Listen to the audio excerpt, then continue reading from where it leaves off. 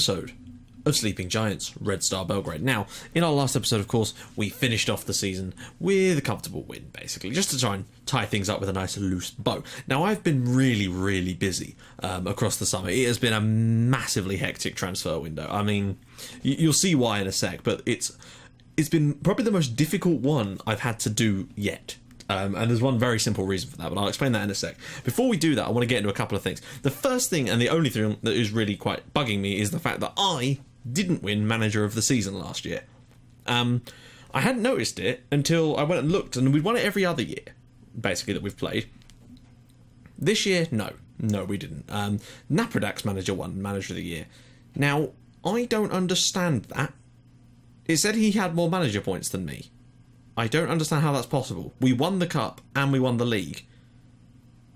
They reached the cup final, but I thought the game didn't take into account the fact it was just about. It's like when we were at Portsmouth and we were doing incredible things in comparison to managers that were expected to do those things. They all won Manager of the Year because they won the league or whatever, even if we came second with Portsmouth or whatever, or third or whatever it was. But if I win the league cup, I've won the league and cup double here this season and I've not won it. I don't understand how this works. It just makes no sense to me. We look at the record we had in the league and winning the cup, but hey, don't worry, it shit happens basically. And we didn't win Manager of the League. Partizan did sack their manager, massive shock there. I can't remember who exactly they've got, but one of our coaches is actually now managing Spartak. He left, they offered him a contract. I didn't even get a chance to chat with him to say stay. It literally gave me the news items at the exact same time, which is a bit pointless. So I couldn't even talk to him because he's already signed the bloody contract. But we've brought in some new coaches. I now am at my maximum, which means we've got a good coaching staff set up now. I've basically brought in one who is great at tactics, one who's great at working with youngsters, one who's great at attacking, one who's great at defending. That way we can really try and mould something awesome this year, basically. Right, so what I want to talk about basically is, as you can see, we are in the Champions League third qualifying round. We're not in the playoff round, we're in the third qualifying round. That's the big change that was put forward this year. So we are, I'm pretty sure we weren't in this round last year. I'm pretty sure we started at the second one, but we're seeded. Whereas this year we've skipped a round, which is why it's now the last day of July, which is good. I think we've at least allowed us to have a pre-season, basically. We've played some friendlies, as you can see, dominating sides and messing around, playing lots of different players. Obviously, a lot of players came back from loan. I am determined to try and use as many of them as I can this year. A couple might still go out because we can't register all of them. Players have also left the club. We've sold a few players. Like, we've still got 9 million in the transfer fund at the moment. Like, you might think, well, you've not spent very much. No, I've spent like 9 million. It's just we've had to sell players just to not even had to, but I have, just to get rid of them and make sure the team is balanced nicely. And we've ended up making money. So yeah, the main issue I've had is agent fees. Basically, the board are letting me use even less money towards agent fees now. And I agree that agents shouldn't have any part, but the point is, it has made signing anybody absolutely impossible. Any player that I could get, basically, that would even, like, I'm struggling to even find players that are going to be good, like what I was doing before now, because the board won't let me offer any more than 20,000 in agent fees. I mean, most of these players that I've been bringing in before, they want like, the agent wants a minimum of like 120. Some of them want upwards of 500,000, basically. And I frankly would happily pay that to get some of these players because they look quality. But I just, it's been so difficult. I basically built myself a giant scouting shortlist. I'd been scouting them for a couple of months since the youth intakes. I'd built it up. And then I went through sort of in order of what I thought that they were kind of in terms of what I wanted and in order of usefulness, basically. I went through and I just, towards the end, I'd done like 20 players, basically. I'd bid and I'd get them to a reasonable amount of money. Some of them still wanted quite a lot. Like, it was one guy who I'd sort of argued with. It was a Swiss side, this guy called Granier. Alain Granier. He looked like a quality player, but eventually I managed to get them down from 22 million to 9 million. And that's a lot of money, I know. But I figured I need to try and use some of this money, and I'm going to try and use it all on one player because he looks quality. Eventually, he wanted to join us, comes to the contract screen, everything was fine except the fucking agent fee. Like, problem being, of course, though, like, you might think, well, okay, then offer him a different squad status. It doesn't work, because the moment you offer them a better squad status, like, even if I offered him key player, the moment because I did actually try this by doing that trick where you can revert the contracts to existing terms to stop all the red from appearing. If you haven't tried that, I suggest you do. So say if something locks out and you can't touch it, you go use existing terms and it allows you to change it again. I tried it. It just wasn't happening. So basically what happened is if you give them a higher squad status, the agent wants even more money. And basically we are hamstrung by the fact that we can't offer anything regarding agent fees. And I've just had to basically... I've literally been doing this now for 3 hours, and my brain is fried, basically. So I have made some signings. I've got a few that... all the signings I've made have actually joined us, so I haven't been able to add any to our conveyor belt yet, just now. I'm scouting a couple of guys from Africa, since they don't seem to be quite so high in agent fees. The players I've signed, I think, are all Eastern European, so that'll please you. But I've just had to look elsewhere now because nobody will join us. There was a guy from Holland I was interested in, wouldn't even come near. But it's just so frustrating, basically. But I'm scouting a few more, but African players take ages to scout, and I'm not too sure about them at the moment. So that might not be something we can talk about till the next episode, because I'm still not entirely sure I want them just yet. But we can get them quite cheap, so I might end up buying them anyway. Right, here we are on the transfer screen, and as you can see, our outlays and it's been a bit of both. Now, players you know about. Sergio Abando, everyone knew that he was going to be joining us this summer. He is a centre-back. Not a bad player. He's in the squad because he's obviously young enough now. He's 18, so he can be registered. We don't even need to register him, which is great. I might send him out on loan, not entirely sure. Depends on how things go. But first, let's just take a look at who's left. And believe me, there's been some serious movement. So obviously, you all know about Bogdan Planic leaving. That I made very clear. Now, a few people... Well, I had a couple of suggestions to sell Ivanovic too, and I wasn't really on board with that. But then when the offer came in for him, basically, from Lille, I said no, but then he complained, and then the squad got on my back, and then there was the harmony issue, and I was just like, fine, fuck it, let's just go. So I went in there, and I think I've done all right by getting... It's actually potential to rise to 5 million. So I think I did okay by getting 3.5 million for him there up front, which gave us even more transfer money for me to not be able to use, unfortunately. So yeah, Jovanovic has left and joined Lille. I don't think he's going to get any better, so I think it might actually be a decent piece of business for us, get him off the books. Plus we've got some really good young centre-backs, and I think given half a season, they'll be as good as he was. So yeah, players that have left. So Eric Israelson has left on a free transfer, Demir Karaman has joined Saprissa, Giraldo's joined Osasuna. Now, you notice that Mahatma Otu has also left. I did say that I was thinking about doing this because Militic plays his role and he almost seems to play it better than him now. And he's younger and fresher, and I just felt if we could get some money for Otu, then we should. It's 1.8 million, rising to 2.5 with bonuses and stuff, so good to get that gone. I just felt it needed to be done. Marko Mihailovic and Marko Matic have gone out on loan. Nikola Kovacevic as well has left the club, gone to Apoel. He was never really going to play for us, so 300,000 gone to Apoel. A load more loanees like Vasco and the like, basically. Horacio Justiniao, or Justiniao, yeah, Justiniao, or Justianino. I can't. Apologies. But he's gone out for 100k. We were never going to play him, basically. Alison Mosquito's also gone out on loan. Carmine Miele has gone out on loan as well. A few players have gone out to Borca. As you can see, Milospor Sancic has also joined a side, I believe, in Italy, Virtus Lanciano. So, yeah, lots of players gone out, and it's actually raked in 6.5 million. And because of our transfer situation, we get all of that is put into our transfer budget. And I've struggled to spend it, basically. Now, you might notice that we've signed 2 more players from that Romanian side, because, believe me, they seem to have a crazy good youth department. Because, yeah. So this is Adrian Crescionescu, or Crescionescu. No, hang on. Well, let me try and do this. Crescionescu? Is it Crescionescu? Somebody let me know. Basically, he's a sort of attacking midfielder kind of player, but he can play out on the right as an inside forward, which is what I was kind of key to instill into him. He can also play in the centre as an advanced playmaker. He's got deep line playmaking potential. I like this lad. He's got good dribbling as well, which is nice to see. He's quite a bit of a flair player, decent technique. His passing is fairly good as well.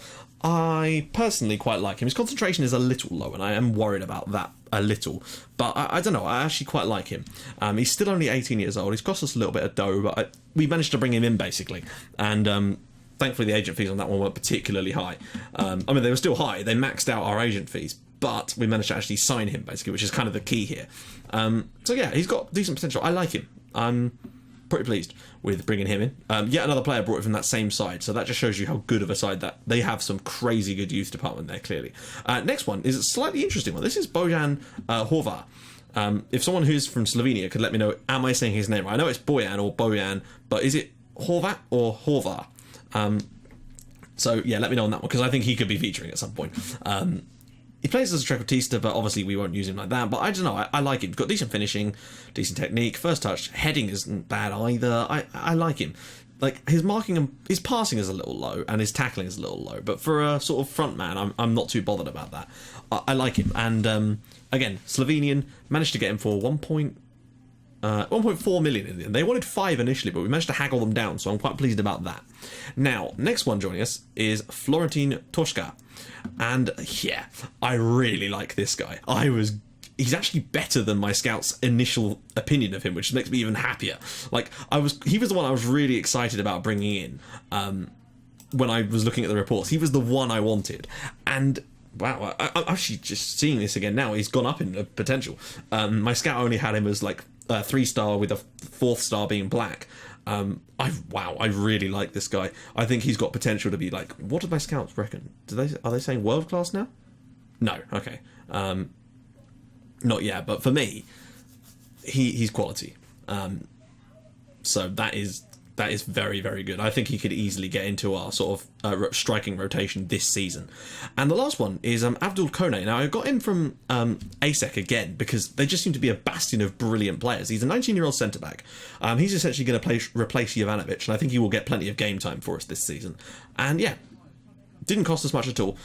200,000 basically, and I'm pretty pleased with those signings. There are a few more, but remember, in January, we've got a whole host of other players joining the club, plus all the players that have come back from loans from last season. We've got a really tight-looking squad. I have to say that I think, considering we've only actually spent like 2 million in terms of net, I'm really pleased with the sort of squad we've started to assemble. I feel like we've got rid of some deadwood, and we've brought in some really good young talent, basically. And you'll notice that, look, 3 of the 5 players that have joined us there are Eastern European, 2 Romanians, 1 Slovenian. Now, I did look in Serbia, but it was a really poor year for the youth intakes for the other sides. I genuinely couldn't see any player that would be worth my time signing, which was really surprising. I went through and manually looked at some of their, manually scouted their youth intake. So I actually went in, looked at the players they'd brought in, and had my scout literally scout all of them, which might have been a bit of a waste of money, but I don't know, I thought it was worth giving a go, and there's just nothing. I'm really disappointed in that, actually. Maybe it's just a bad year for Serbian youth intakes.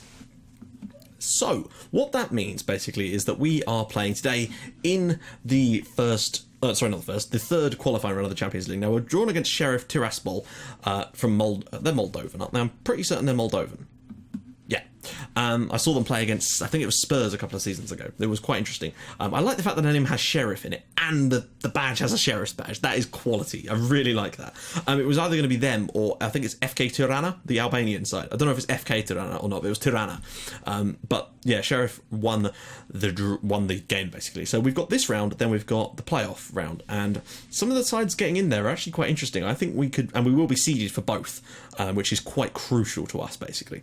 Also, we've moved up in the world. We're basically one more move. If we can get our league above Belgium, then we will get a group stage place automatically, starting from the next round of matches. I don't know whether, so that would be unbelievable. We get a group stage position automatically, and I really want that. I want us to leapfrog Belgium if we can, by just having a really good season, and hopefully the other Serbian sides won't let us down. But I think there's a good chance we could do it this year, perhaps, and earn a group stage position a couple of years down the line. Anyway, I feel like I've been babbling on for long enough, so let's get into the match preview, and I will show you who's going to be lining up for us today. Now, as you can see, these are the other teams that are in it. There is the potential to draw teams like Celtic, I suppose. Basel could be quite difficult, but we've beaten them before, I think, or is that on my Pompey save? I forget. Copenhagen, Anderlecht could be difficult. But as you can see, it's, we'd be against one of these sides in the next round, and frankly, I don't see there very much to be scared of. No Olympia. Oh no, there is Olympiacos. Apologies. Olympiacos, Celtic, probably the ones I want to avoid. No Red Bull Salzburg, you'll note, which is good. I feel very confident, basically, about getting through if we can. So that's good to see. Obviously, and there you go, Čukarički are playing against Austria Vienna. I'd love to see what Čukarički do. Genuinely very, very curious to see how that goes. Anyway, let's get into the match preview. They're playing that system. I really don't care, because I feel like we're going to be stronger than them no matter what system we play, but particularly with the way we're going to play now. Let's just see what my assistant has in mind. Gajic, Jovic, Militic, Savicevic, Ozdoev, Zahavi, Antic, Kone, Lazic, Adamenko, Bajic. I agree on Bajic. He does need some game time and is a good player. Now, who am I looking for here? We've obviously we're still trying to gain match fitness, so it has been a little difficult lately. Pia, you'll notice, making the bench there. There's a few injuries and whatnot, so players needing rest as well, like Obando. Ristic is injured, so's Tufedzic, unfortunately. Still sort of hanging over from last season, unfortunately. So that might be it. Not a lot of the youngsters have actually made it. As you've seen, Florentine Tushka also on the bench. So Naby Camara there too. So there's definitely some signs of things slowly moving forward. And of course, Abdul Kone is starting at the back. You'll notice that Bazan Vieira is suspended. I think that must have been from our last game we played in the Champions League, which I can't even remember what that game was. Wow. Why is he suspended? Unless it was from the... I don't know. Point is, I think we'll be stronger once we get more players back. But we've got a decent first 11 out there. I'm happy with how it goes. And yeah, I think we're ready to get into this game. Zahavi and Ozdoev, though, is an interesting middle pairing. I wonder how that's going to go, basically. Our two sort of older players, the two free agents from last season. I feel that we'll have enough to overcome them today, though. I'm definitely looking to bring on Tushka, though, at some point in this game. Because, you know, you got to bring him on. I think he's going to be crucial for us. Right, now, who is that guy that I wanted to look for? There was a guy that's got a ridiculous level. I brought him in specifically. Why isn't it letting me select all of them? That's weird. That is weird. I'm pretty certain it's... Where is he? This is go. I don't know why I can't select Mladenovic, but he's the guy that I would usually be asking, because he's got 20 tactical knowledge, and I don't know why it's not letting me select him. Maybe we didn't bring the whole lot with them. Maybe that's what it is. I don't know. Maybe that genuinely is what it is. Maybe we only have those for home games or like domestic matches. Anyway, we should be able to do the business here against them, essentially. I'm looking to see how well Kone... basically, yeah, Kone is the only new player that's starting, isn't he? But I will definitely be looking to bring on the likes of Camara, Pia, Tushka particularly. I definitely want to see how well he fares. Let me just make sure I've got the right settings. Yeah. Oh no, it's on extended again. Why does it do that? It will not stop going on to extended. It's very strange. Also, it appears to have slowed the game down as well. No, it doesn't. Okay, that's strange. We just need a comfortable win away from home, and I don't see any reason why we won't do that at all. We should be more than enough to have the better of these guys. Zahavi here whips it across the pitch to Gajic out on the left today. Back to Ozdoev. There's so much space open for us. Savicevic, we can pretty much play at a slower tempo if we want today. Savicevic, can he find a cross? Drops it back for Adamenko, who has had a... Oh, Savicevic, that's clever football. And Gajic on the rebound, and it is 1-0 after 4 minutes. Now, what I would say is we've had a lot of trouble this summer with players wanting to leave. Adamenko, we had a bid from... I think it was Real... We had Monaco bid for him and Real Madrid. But the fact is, the most I could get them up to was 11 million. Ristic was also wanted by Cardiff City, up to, I think, was 6 million. But for me, Adamenko is worth far more money. Oh no, Jovic was wanted by Real Madrid. Adamenko was wanted by Monaco. That's the one. But they wouldn't offer us any decent amount of money for them. So why the hell would I let them go? Like, for me, Jovic is sort of, you know, if you want him, offer me 40 million quid for him. Then I might consider selling him. And the same goes for the likes of Adamenko. He was one hell of a find in our first season, and he has established himself as an absolute rock in this team. And has got a hell of an assist on him too, I should point out. Zahavi there with the ball out to Antic. Antic whips it across, and Jovic nearly getting on the score sheet immediately. Can he whip it across for Gajic? And it's in the back of the net for 2-0 to us. And Milan Gajic, just as he started last season incredibly well, has made it 2-0. He really does seem to have a knack of starting the season very, very well. Jovic does really well here in terms of his awareness to bring Gajic back into the game. It's a good finish from him, though. 2-0 to us here, and I think, basically, if we've killed this game off by half-time, I might bring on Tushka and Pia for the second half, just to give them some game time, basically. You know, there's no point in risking some of the first-choice players when we could basically give some of the youngsters a little run-out, stretch their legs. I'm probably going to get put a couple of the other youngsters back out on loan again. Jovic has played through here. Surely not another. Oh, my life. 10 minutes gone, and we're 3-0 up here in Moldova. Like, I appreciate that we're a good side, but surely they're not going to be as bad as Yanesh Desh from last season. I mean, they were horrific, but surely the Moldovan league is stronger than the Was it Luxembourg or Liechtenstein? Surely they're stronger than that, I would have thought. Or maybe we're just having a really good game, but it's good to get the confidence started nice and early. Ball over the top for Jovic again. This system is going to tear them apart today, I can sense it. Jovic again, and he's missed it this time. But 5 clear-cut chances in the first 20 minutes of the game. It could also be the new system that we're employing that I started using in the last game of last season that seems to create us a few more shots on target. I don't know. But we're 3-0 up in this one, cruising, basically, through to the next round of the Champions League, and that's kind of, we all expected that. There's no mistakes about it. We're going to get to the group stage. We have to. If we were to not get there this season, that would be a travesty. But I think looking at the teams that we could possibly play, as long as we can really avoid Celtic and Olympiacos in the next round, and I think because we're seeded, we will do, I can't see us not going through that round as well. But you just never know what can happen in this game, and in football in general. So there is hope yet for someone to knock us out, which I don't want at all, because that would really ruin our season. I'm also really curious to see how Čukarički are doing in their game. Oh, hang on, I said I was going to make subs, didn't I? Right. Tushka, what's his best role? He's a false 9, so I'm thinking perhaps deep lying forward is probably the same type of, well, not the same type of thing, but you know what I mean. The closest sort of resembling. And I'm going to say he's also booked, so we're going to bring on Georgi Pia as well. Castanas I'm going to send back out on loan again, because I wasn't able to register, I didn't have enough players in the right way to register him for the Champions League. If I can register him for the league, then I'll keep him. But if not, I'll send him back out on loan again, get him another season until he's good enough to be playing for us, basically. And I might have to do that with a few other players. But I do want to see what the new guys are capable of. Savicevic there, and a good save in the end by Konovalov. It'd be good to see Tushka get on the score sheet for us today. Thank God, I thought that was one of our players. That would have been crucially bad. Zahavi now nicks it over the top. Gajic is in for the hat-trick. He's offside. He is offside. That's disappointing. I would have liked a hat-trick from him today, because he is a long way to go, but he doesn't have to do well for... I say just. He's clearly offside. I thought it was going to be against Savicevic there, but it'd be nice to see him score a hat-trick in this game, considering this is away from home as well. But I appreciate that it is Sheriff Tiraspol, so we were only going to have... There was only really ever going to be one winner in this game. Now that I've said that, they'll score 4 goals with the next 4 shots on target or something, but hey, even I don't think... Even we can't have that bad a luck, surely. That being said, I'm still a little disappointed that we didn't kick on from that early spell in this game, but I don't really suppose we need to. Right, one last change. We're going to bring on Camera here, because why the hell not? For Jovic, we're 3-0 up. We've got 15 minutes to go. Let's put Tushka and Camera on up front together and see if they can maybe muster up a goal between them. Or just do something to make me think, yeah, these guys can play. But Tushka, I think, is definitely third choice striker this season. No doubt about it. Ball through and Camera on the... Oh, and Gajic is in on the rebound.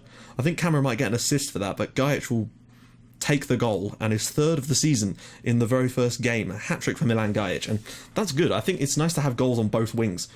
Pia with a great ball in, actually. Camera with a good strike, but well saved. It's nice to have a left-sided player that's capable of getting those goals now, and I think...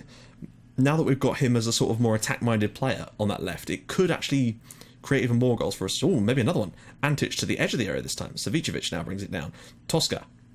Back to Nikola Antic. Whips it across, cleared away, and that's going to go all the way up the pitch. I thought it was Klinsmann. Klinsmann Henrik. And Tushka's won it back here. Good ball distribution there. Camera through, and surely, yes. Well done. Well done, Naby Camera. That's his first ever goal. And it's 5-0 here, and that's good. It was incisive play from Tushka. This is a good ball out wide to Gajic, and that's a beautiful first-time pass. Lovely bit of work from Camera to take it round the goalkeeper, kind of, and create that angle. And that's 5-0 now. 2 late goals have done the trick for us there. And it's good to see Naby Camera getting on the score sheet on his debut for us, that's actually my favourite thing about this game, really. Given a chance for some of these players. I might start a load of these guys in the home leg, basically. Just start the youngsters, give them a real crack at this, and see what they're capable of coming up with. Ball across there from Pia, not so good this time. But 5-0 is a nice cushy result. It means we can rest players for the home leg. We've got the Super Cup against Napredak coming up soon. I'm not really sure how that's decided, because is it the runner-up of the cup? Gajic is absolutely just demonstrably brilliant in that game, but Naby Camera's come on and got himself a goal and an assist in 13 minutes, so fair play, mate. That's all I will say there. So let's see. I'm really curious. Actually, we'll go to the next menu so we can find out properly how Čukarički did in their game. They lost 1-0, but only 1-0. That's only 1-0 away from home. So let's see who else is doing well. Apoel and Basel draw 0-0. Wow. Lechia Gdansk actually beat Celtic in Scotland. I think that could be Celtic gone. Hajduk Split beat Austria Georgiou. A draw there. Copenhagen and Slovan Bratislava actually drew as well. Anderlecht won away at Stromsgodset. Sujeska Niksic lost at home to Ludogorets, and Zrinski Mostar lost at home against Olympiacos. That's no big surprise. I think whoever we're drawn against in the next round, because of the fact we're going to be seeded, personally, I think we should be completely fine. It's going to be a fairly weak side, I'd have thought. My guess is that any of these sides, like Anderlecht, Copenhagen, and the like, possibly are going to be seeded with us. So, you just never know. So there we go.